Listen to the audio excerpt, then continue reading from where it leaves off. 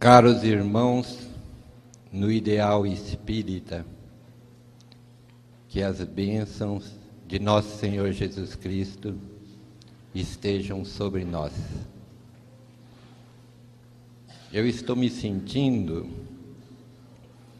como um índio chavante, transportado da taba na selva onde mora a uma universidade, perante professores ilustres, com a obrigação de falar sobre o apóstolo que o catequizou. O coitado do índio não conhece a terminologia das pessoas civilizadas. Não sabe como se portar entre elas.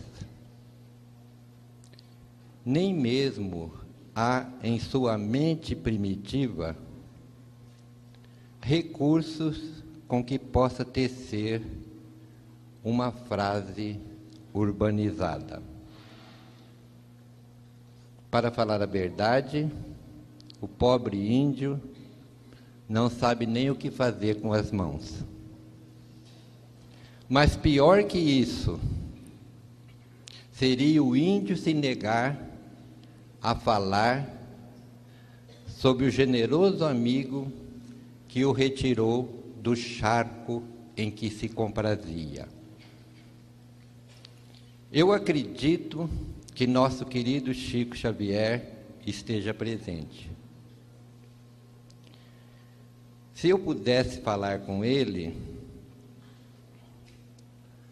usaria a mesma expressão que às vezes ele usava quando eu chegava em sua casa. Que bom que você veio. Se eu pudesse ouvi-lo, acredito que ele diria: eu não poderia ficar indiferente às saudades de vocês, que são minhas também. Se eu pudesse vê-lo, acredito que ele me mostraria um livro com páginas da cor do ouro in natura, com caracteres azuis,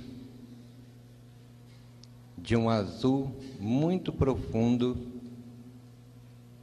indefinível na linguagem humana.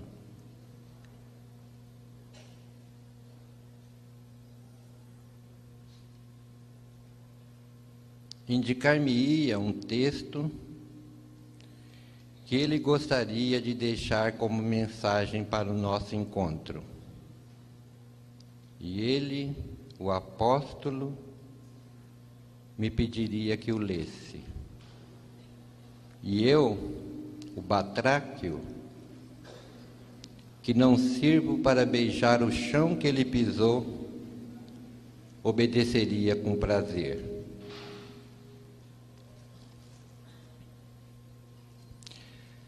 Se entre vós houver dissidências, causas de antagonismos, se os grupos que devem todos marchar para um objetivo comum estiverem divididos, eu o lamento, sem me preocupar com as causas, sem examinar quem cometeu os primeiros erros, e me coloco sem vacilar do lado daquele que tiver mais caridade. Allan Kardec, Viagem Espírita, em 1862. Se eu pudesse ouvir Dona Ivone Pereira a venerável médium do extraordinário livro Memórias de um Suicida, que nenhum espírita deveria desencarnar sem ler, acredito que ela diria: esta foi uma das mais belas e mais sábias respostas do codificador. No Evangelho segundo o Espiritismo, capítulo 15, item 5, o apóstolo Paulo é o autor da frase: fora da caridade não há salvação, com a qual Allan Kardec ergueria uma das bandeiras, uma das máximas do Espiritismo. E em seu discurso aos espíritas de Lyon e Bordeaux, o codificador acrescentaria: fora da caridade não há verdadeiros espíritas. Talvez tenha sido por isso que Chico Xavier, o apóstolo da nova era, um verdadeiro espírita,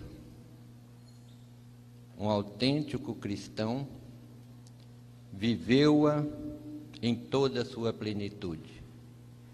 Viveu-a em seu sentido mais profundo. Viveu-a tão intensamente que sua vida me faz recordar os tempos apostólicos e os primeiros seguidores de Jesus. Primeiro encontro dos amigos de Chico Xavier. Homenagem ou louvor? Diria que o grande trabalhador do Evangelho não necessita de nossas homenagens, nem tampouco de louvores. Nem homenagem, nem louvores, pois apenas respeito e reconhecimento, saudade e gratidão. 21 de julho de 69, eu estava em Uberaba pela primeira vez. Havia terminado de ler lindos casos de Chico Xavier, do saudoso professor Ramiro Gama, e estava apaixonado pela personalidade de Chico Xavier, como continuo até hoje.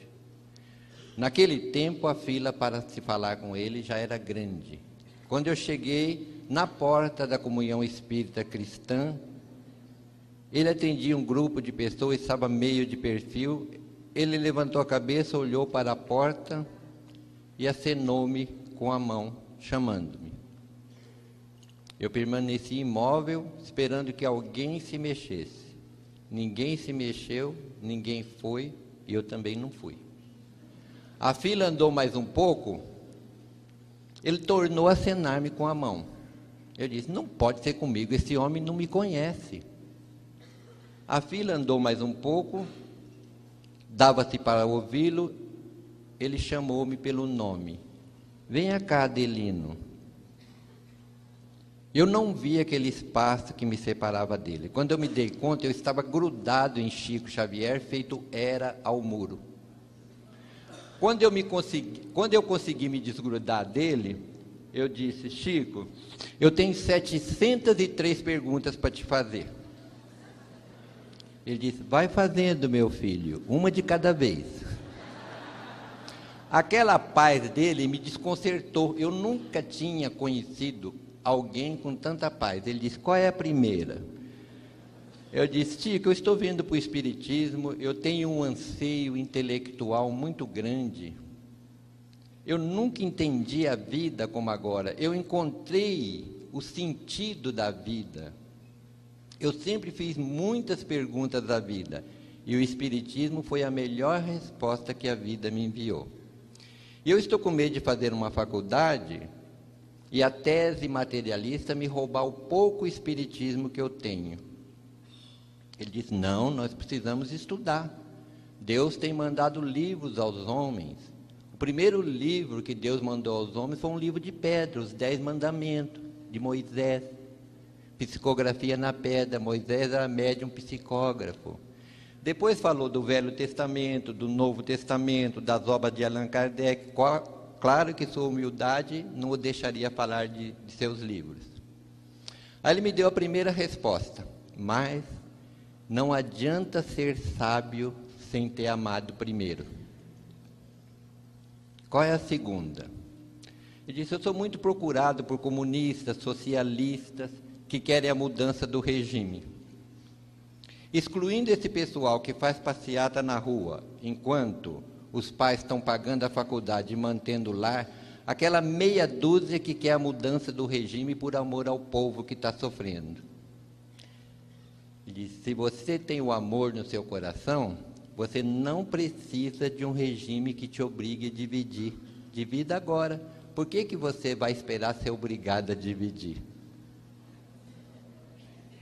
Aí eu disse: Chico, por que nós brasileiros somos tão contidos em matéria de sexo? Eu era jovem, tinha 26 anos na época, quando o sexo é praticado livremente, e declinei o nome de 2 países. Ele disse: mas esses países que você mencionou são os países de maior índice de suicidas do mundo. Se o sexo resolvesse o problema, eles não se matavam, não é mesmo? Aí eu arrisquei: e as imensas concessões do amor livre? Ele disse: se é livre, não pode ser amor, porque o amor é com responsabilidade. Essas 3 respostas de Chico Xavier, aliás, que foram 4, me mudaram a vida para sempre. E as outras 699 eu fiz no decorrer dos 33 anos de amizade sem jaça. E uma das que eu considero mais importante é esta: Chico, por que Jesus falou assim: buscai primeiramente o reino de Deus e a sua justiça? Por que ele não falou assim: buscai primeiramente o reino de Deus e a sua misericórdia? Por que ele mandou buscar exatamente a justiça? Ele disse assim: porque a justiça está acima da misericórdia. Eu falei: Chico, eu não consigo entender isso, facilita, vai. Já tinha passado alguns anos, eu já me considerava mais íntimo, né? Ele disse: quando nós reencarnamos, prometendo fazer tanta coisa, a gente vem para a Terra e não consegue fazer nada, nós voltamos para lá, e os benfeitores espirituais que planejaram a nossa reencarnação, que endossaram a nossa reencarnação, nos tratam com muita misericórdia, com muita bondade. Não há ninguém nos acusando nas colônias espirituais, não. Mas parece que quanto mais bondade e misericórdia eles usam para conosco, mais envergonhados nós ficamos. Aí nós enchemos de coragem e pedimos a nova reencarnação. De maneira que sem justiça não teremos paz. Ninguém tem paz com contas a pagar. Chico, qual que é a virtude mais difícil de ser adquirida? A paciência ou a humildade? Uma não vem sem a outra, mas a mais difícil é uma terceira: a abnegação. A abnegação não pode ser ensinada, ela deve ser vivida no silêncio com Deus. Temos que compreender que nós não somos dono de nada. Você já leu aquela epístola de Paulo a Timóteo? Lá ele fala assim: nada trouxemos para este mundo, e manifesto é que nada podemos levar dele. Desprender-se das posses, das pessoas, eis o caminho. Uma das nossas maiores dificuldades aqui na Terra é entender a vontade de Deus a nosso respeito. Que um dos maiores exemplos que nós temos na história da humanidade foi o de Paulo de Tarso, ainda Saulo, quando o Cristo lhe aparece em pleno sol do meio-dia. Ele caiu do animal, ele estava de joelhos, ele não tinha se levantado ainda, ele disse: Senhor, que queres que eu faça? Ali deixou de existir Saulo de Tarso para nascer o grande apóstolo Paulo de Tarso. Quem deixou de existir Saulo de Tarso para nascer o grande apóstolo Paulo de Tarso? Quem de nós, diz ele, que antes de nos levantarmos de manhã, dizemos assim: Senhor, que queres que eu faça hoje? Aí eu perguntei: Chico, por que tanta dificuldade no casamento? Por que tanta dificuldade na vida em família? Ele me disse: porque nós amamos muito pouco. Tenho aprendido com os benfeitores espirituais que um corpo, uma família, um plano reencarnatório dá muito trabalho, leva muito tempo. Nós não podemos ir desistindo muito facilmente dos nossos compromissos. A desistência do dever gera um complexo de culpa muito grande. O espírito de Emmanuel diz que alguns centímetros de remorso pesam no coração muito mais que uma tonelada de sacrifícios. Jesus certa vez nos disse: se alguém quiser vir após mim, negue-se a si mesmo, tome a sua cruz cada dia e siga-me. Qual que é a nossa cruz hoje? Ele disse: o marido grosseiro, a mulher ciumenta, a filha orgulhosa, o filho ingrato, o degrau social, o defeito físico, o parente difícil. Não podemos tentar nos descartarmos dos parentes difíceis ou dos parentes com doença de difícil trato, com internações desnecessárias, porque a nossa libertação virá pelos processos da natureza, quando houvermos quitado as nossas dívidas perante a divina justiça. Enquanto existir em nós o anseio de nos vermos livres do parente difícil ou do parente com doença de difícil trato, é sinal de que a dívida ainda permanece. Certa vez Jesus perguntou a Simão: Simão, filho de Jonas, tu me amas? Simão entristeceu-se porque era a terceira vez que Jesus perguntava se ele o amava.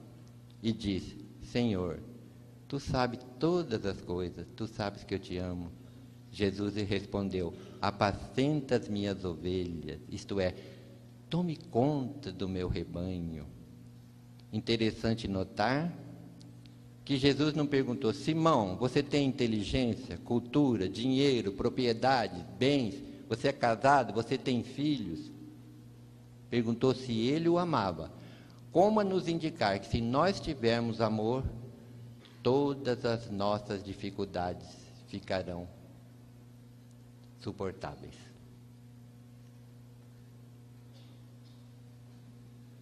Cinco frases sobre Chico Xavier. Se aprendi a doutrina espírita nas obras de Allan Kardec, eu a compreendi nos exemplos de Chico Xavier. Jane Martins Vilela, Cambé, Paraná. Futuras gerações dificilmente acreditarão que tenha passado sobre a Terra um homem como Chico Xavier. Huberto Roden. Não lhe foi possível evitar a fama, mas não se deixou corromper por ela. Hermínio Miranda. Chico Xavier, um beijo de amor celeste na face do Brasil. Rolando Mário Ramaciotti. A vida de Chico Xavier é, sem dúvida alguma, uma das mais belas páginas da humanidade. Carlos Bacelli.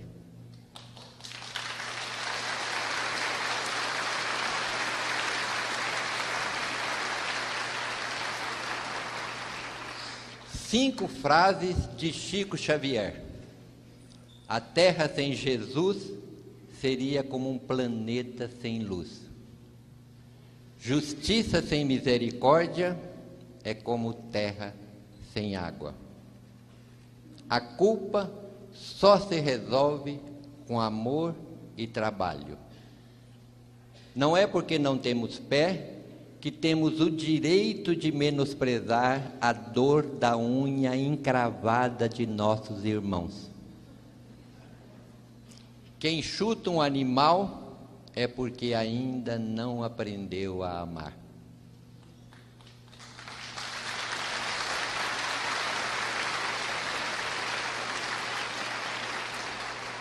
Chico Xavier era uma pessoa tão humana. Para mim, Chico Xavier é o ser humano mais humano que eu conheci.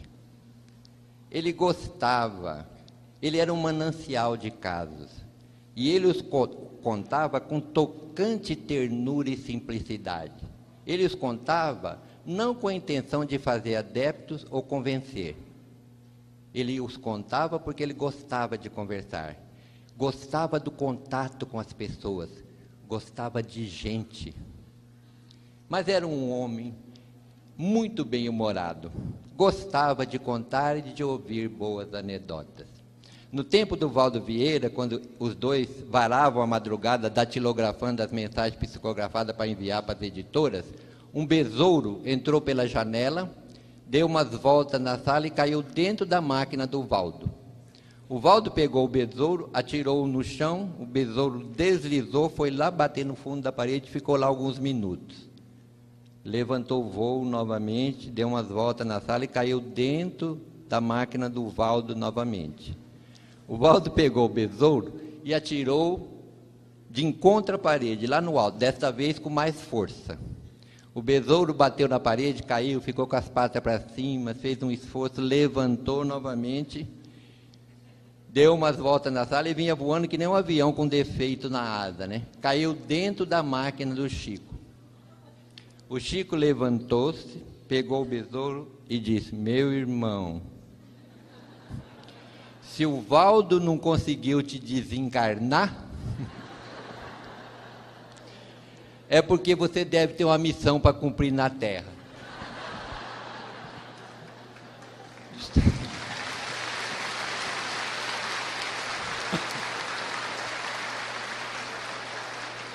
Jogou o besouro pela janela e disse: vai com Deus, vai com Deus. Um amigo uma vez contou essa anedota para ele: ô Chico, você sabe por que Simão Pedro negou Jesus 3 vezes? Ele disse: não, eu acho que foi porque Jesus curou a sogra dele. O Chico ria, que era uma delícia, né? Aí eu me animei, falei assim: ô Chico, você sabe por que o Jesus apareceu para uma mulher depois da ressurreição? Você sabe por que foi que a primeira pessoa que viu Jesus depois da ressurreição foi uma mulher? Ele falou: não. Eu falei: porque mulher não guarda segredo. Imagine você que ele apareceu para uma mulher e o mundo inteiro ficou sabendo que ele ressuscitou.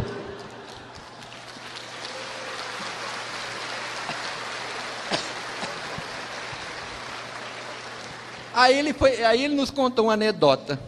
Ele tinha um jeito peculiar de contar anedota. Ele disse: gente, outro dia teve um senhor aqui, contou-me uma anedota, eu vou contar para vocês, mas olha, eu quero que vocês saibam que eu sei que Nosso Senhor não faria isso, é uma anedota, tá? A gente falava: tá bom, Chico, tá bom. Aí disse: havia um homem muito cru. Eu já interrompi e falei: ô Chico, o que é cru? Ele falou: é para não falar cruel. Aí ele disse assim, que o homem assaltava, sequestrava, matava, torturava, tudo quanto era coisa ruim, o homem fazia. Quando ele desencarnou, o homem foi atraído para o Vale das Trevas. Depois de muitos anos, ele conseguiu se libertar e de informação em informação, chegou nas portas do céu. Aí queixou-se muito com São Pedro. Ele queria que São Pedro fosse falar com Nosso Senhor e que ele estava sendo muito injustiçado, tudo. Aí São Pedro foi falar com Jesus, contou o caso, aí Nosso Senhor falou. Aí o Chico falava assim: gente, Nosso Senhor não faria isso, é uma anedota, tá? Não. E eu ficava pensando: meu Deus, que será que Nosso Senhor falou que o Chico não quer contar de jeito nenhum, né? Aí depois da quarta, quinta vez, ele atravessou o momento crucial da anedota e disse: aí Nosso Senhor pegou uma... a única coisa boa que esse homem havia feito era ter dado 50 centavos para um mendigo. E ele foi nas portas do céu tirar satisfações, que ele não era tão mal assim. Aí Nosso Senhor pegou 50 centavos e falou: Pedro, devolve os 50 centavos dele e fala para ele que o lugar dele é no inferno mesmo. Pelo menos por enquanto. Aí o Chico ria, era um sorriso, gargalhava, era uma gargalhada assim suave, serena, equilibrada, uma gargalhada quase silenciosa. Vamos dizer assim, era uma gargalhada evangélica. Mas eu presenciei muitos casos, ouvi muita coisa de Chico Xavier. Eu vou contar com a velocidade que o tempo me permite, porque não há como emoldurar a paisagem para o Chico entrar em cena. Mas um dia eu cheguei lá e ele disse: minha mãe me visitou poucas horas antes de você chegar. Eu disse: não diga. Ela me disse que se formou em assistente social hoje e que ela não vai mais me aparecer. Eu disse: mãe, mas a senhora vai me abandonar? Ela disse: não, meu filho, imagine que seu pai precisa reencarnar, e ele falou que só reencarna se eu voltar como esposa dele. Então eu fui falar com Cidália, que foi a sua segunda mãe, que criou vocês com tanto amor, e nunca fez distinção entre os meus filhos e os dela. E nunca me esqueci quando ela disse assim, que só se casaria com ele se ele fosse buscar todos vocês para que ela os criasse. Então eu expliquei para ela que eu precisava voltar à Terra, ela disse também que precisava. Então eu disse: Cidália, você aceitaria nascer como nossa primeira filha? Aí nós nos abraçamos, choramos muito, e quando nós nos despedimos, eu disse: Cidália, há alguma coisa que eu possa fazer por você quando eu for sua mãe? Ela disse: Dona Maria, eu sempre tive inclinação para a música, mas nunca pude me aproximar de um instrumento. Eu sempre amei o piano. Aí Dona Maria João de Deus disse: tá bem, minha filha, eu vou imprimir no meu coração um desejo para que a minha primeira filha venha com inclinação para a música. Jesus há de nos proporcionar a alegria de possuir um piano. Até um dia, meu filho. Nesse instante, o Chico terminou a narrativa dizendo que naquele momento ela também começou a chorar. O Chico ficou impedido, há alguns anos, de ir ao centro, porque ele estava sem movimento nas pernas, com o coração muito fraco. Mas a multidão, nos dias que ele estava melhor, cercava a rua dele. E naquele dia havia gente dos 4 cantos do Brasil. A rua da casa do Chico fervilhava de gente. Quando o portão se abriu, eles foram passando uma por uma em frente dele. Eram pessoas de todas as idades, de todas as condições sociais, dos mais distantes lugares. Uns diziam assim: eu só queria vê-lo. Outros falavam: eu só queria tocá-lo. Eu só queria ouvir tua voz. Outros queriam espantar uma ideia de suicídio, pediam notícias de familiares. Outros não conseguiam pedir nada nem dizer nada, só choravam. Eu vendo ele atender aquela multidão com aquele amor, eu disse: meu Deus, pensei, a aura do Chico é tão boa, o seu magnetismo é tão grande, que parece que ele pulveriza as nossas dores e ameniza as nossas ansiedades. De repente ele se volta para mim e diz: eu não posso compreender a bondade do nosso... Não, comove-me a bondade do nosso pessoal em vir me visitar. Eu não tenho mais nada para dar, eu já estou quase morto. Por que você acha que eles vêm? Falei: meu Deus, frente a um homem desse, a gente não pode mentir, né?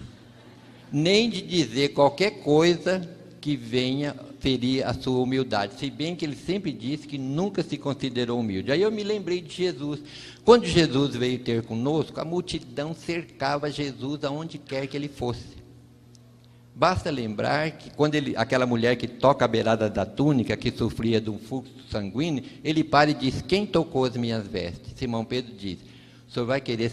Ele para e diz: quem tocou as minhas vestes? Simão Pedro diz: o senhor vai querer saber quem tocou as suas vestes? Bem vês que a multidão te comprime.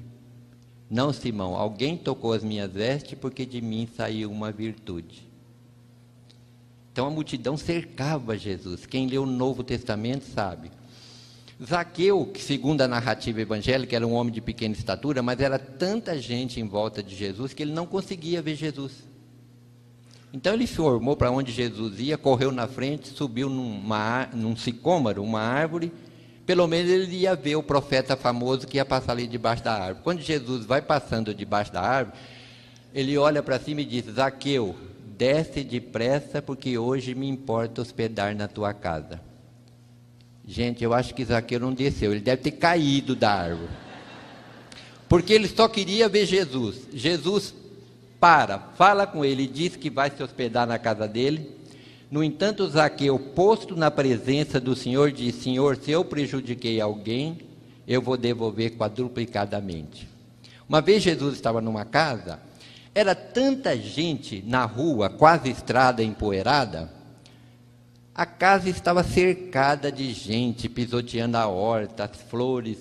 Tentaram introduzir um paralítico e não conseguia, porque ninguém arredava pé. Aí ataram o paralítico numa corda, destelharam um canto da casa e desceram o paralítico pela corda.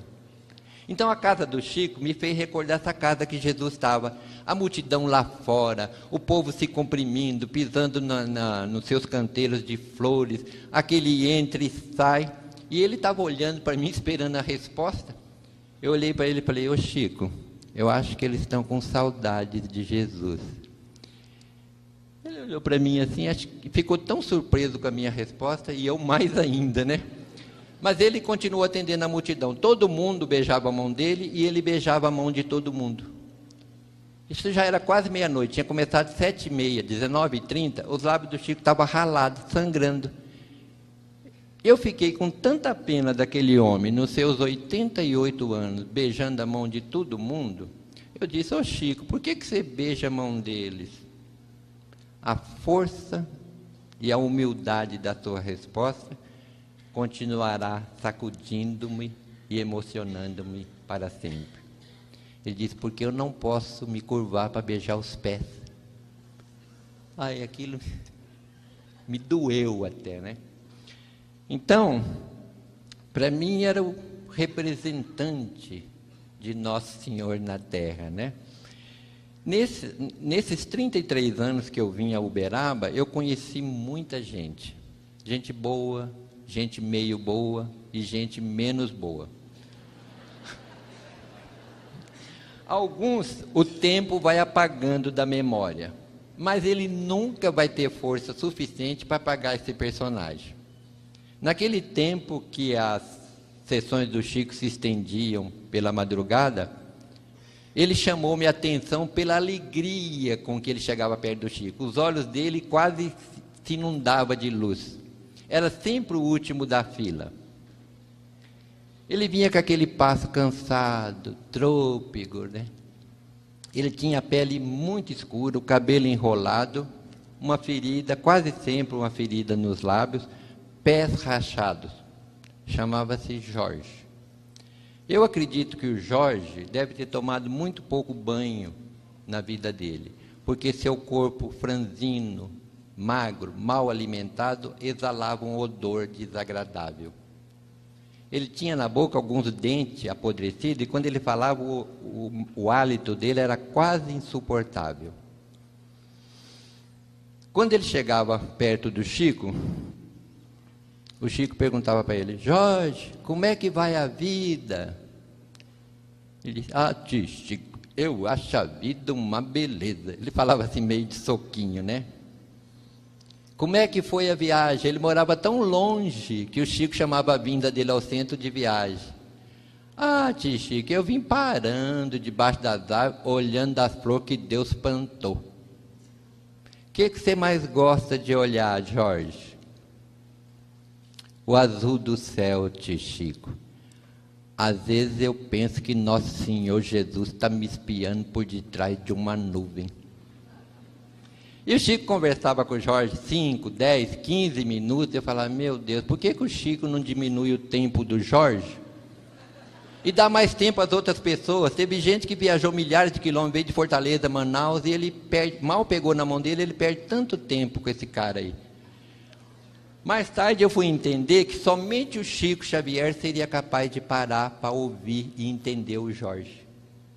Ninguém lhe dava atenção. Quando ele chegava perto dos espíritas, foi a única vez na vida que eu vi todos os espíritas ser tão caridosos. Eles enfiavam a mão no bolso, davam um trocado que era para ele sair de perto. Então ele ia comprar pipoca, guaraná, doce, ele tinha uma capanga, ele jogava tudo dentro da capanga, dinheiro, que dava, depois ele dava um nó. Aí, eu falei, bom, agora acabou. Aí o Chico falava, agora o nosso Jorge vai declamar uns versos. Eu chegava até a me virar na cadeira, assim, né? Aí o Jorge declamava 2, 3 versos. Eu falava, agora acabou. Aí o Chico falava assim, agora para as nossas despedidas, declama aquele que eu mais gosto. Ele falava, qual, tio Chico? Aí o Chico falava, aquele da moça que você ia roubar. Ele falava assim, ah, tio Chico, eu já me lembrei. Ele tinha um paletó de casimira, ele botoava o seu único botão, apertando aquele corpo sofrido, né? Naquela hora da madrugada, o centro do Chico continuava esfervilhando de gente. Todo mundo queria ver a conversa dele com o Jorge, né? Aí o Jorge olhava para ver se estava todo mundo olhando para ele e sapecava assim, inflado de orgulho. Menina, penteie o cabelo. Joga as tranças para cacunda. Queira Deus que eu não te leve de domingo para segunda. O Chico ria, a gente ria, o Jorge ria, mas mesmo assim o riso do Jorge era um riso dorido, porque os lábios dilatavam, a ferida sangrava. Aí ele se aproximava do Chico e dava uma importância para ele, que nesses anos todos eu nunca consegui ver, ele jogava dentro do embornal e amarrava. Aí ele beijava a mão do Chico, o Chico beijava a mão dele, beijava os dois lados do rosto do Jorge, ao que ele retribuía beijando os dois lados do rosto do Chico, onde ficava uma mancha de sangue. Ele falava quase dentro do nariz do Chico. Eu nunca vi o Chico ter aquele momento instintivo de recuo como eu tivera tantas vezes. Eu nunca vi o Chico se limpar na presença do Jorge, nem depois que o Jorge tinha ido embora. Eu que muitas vezes na casa lá do Chico pegava um pano de prato, molhava na torneira e limpava o que nós chamávamos carinhosamente de o beijo do Jorge. Eu não saberia dizer quantas vezes eu pensei em levar um chinelo para o Jorge, uma camisa, uma botina. Quando eu lembrava, eu não sabia o número. Falava, na próxima vez eu pergunto. E o tempo foi passando, eu não levei nada. Não levei nada e me lembro do apóstolo Paulo. Façamos o bem enquanto temos tempo. De repente, fica tarde demais. O Jorge desencarnou numa noite fria aqui em Uberaba. Esquecido do mundo, esquecido de todos, mas não de Deus.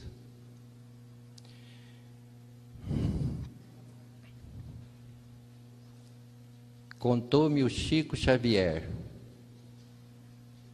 na presença do Bacelli e da Márcia, contou-nos. Eu me lembro perfeitamente que o Bacelli falava assim, este é meu. Eu falava, não, esse quem vai contar sou eu, né? A Márcia dizia assim, vocês vão brigar por causa desse caso do Chico? Lembra disso? Aí, o Chico contou-nos que a personalidade sublime de nosso Senhor Jesus Cristo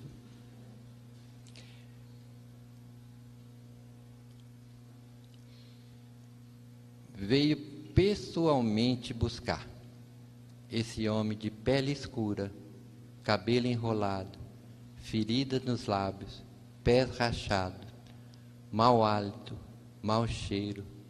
Retirou ele do corpo que estava envolto em pedaços de coberta,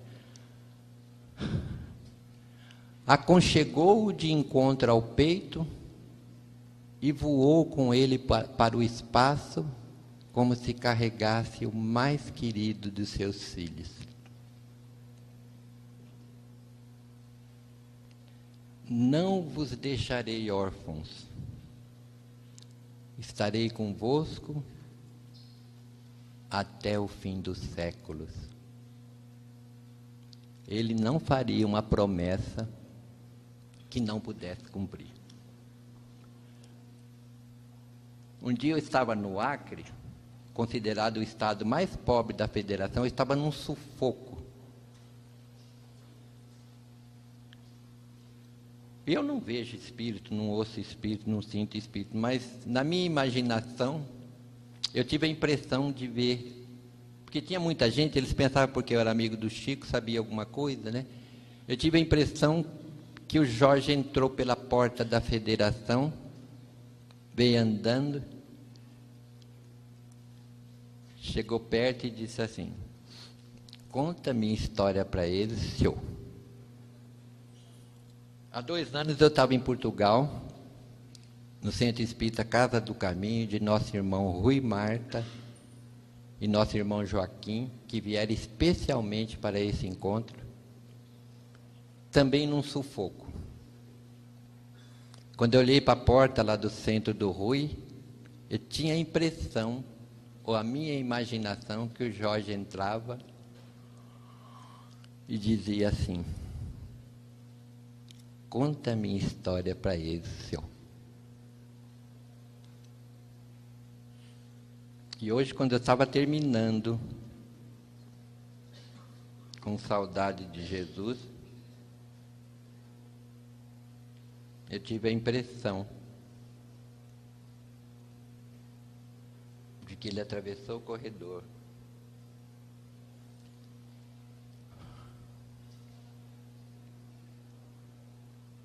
chegou até perto dessas flores e disse: conta a minha história para eles, senhor. Eu nunca soube o que era esse senhor que ele me chamava, né? Um dia eu sonhei com ele e eu falei assim: ô Jorge, o que é esse senhor que você fala? É senhor? É seu, a forma deturpada de senhor? Ele tinha um jeito de olhar assim meio para baixo, né? Ele falava: senhor para mim quer dizer senhorzinho.